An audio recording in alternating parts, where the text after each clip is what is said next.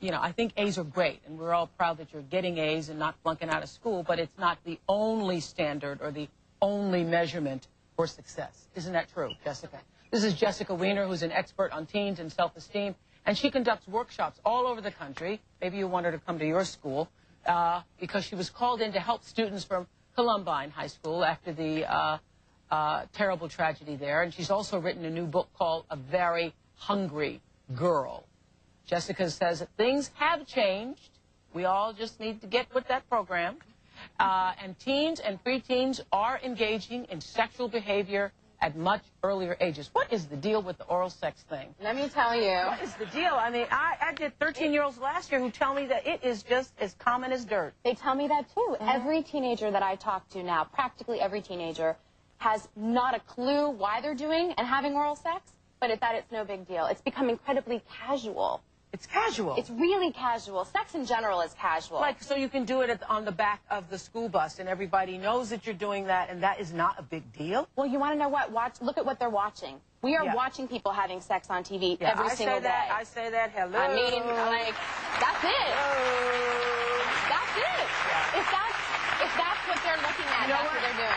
I said this to some friends of mine who have teenagers who were so appalled at what was going on with their teenagers' life, and I go, we grew up with Andy Griffith.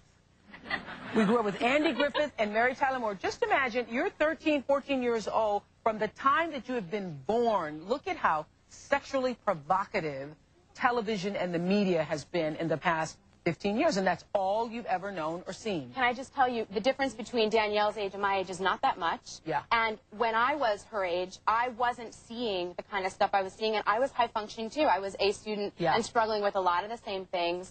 And what we see now, we have an access to information and imagery that we have never had before. Yeah. That's why I guess everybody gasps when they hear the 13-year-olds say they're having sex, or the 12-year-olds.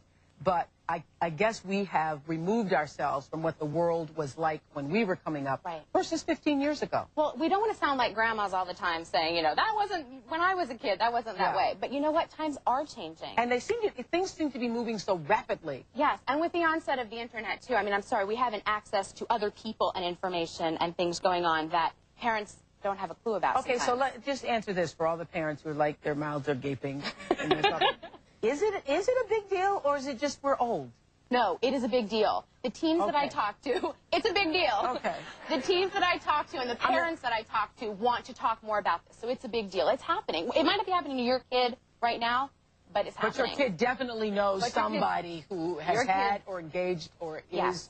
This is in their environment. They are seeing stories like this and hearing stories about the bus all the time. Also, do you hear this from kids? I hear this too. Danielle, maybe you'll be able to tell us whether we're on the right track or not. But they say oral sex isn't sex. Well, we had a president who said oral sex wasn't sex. But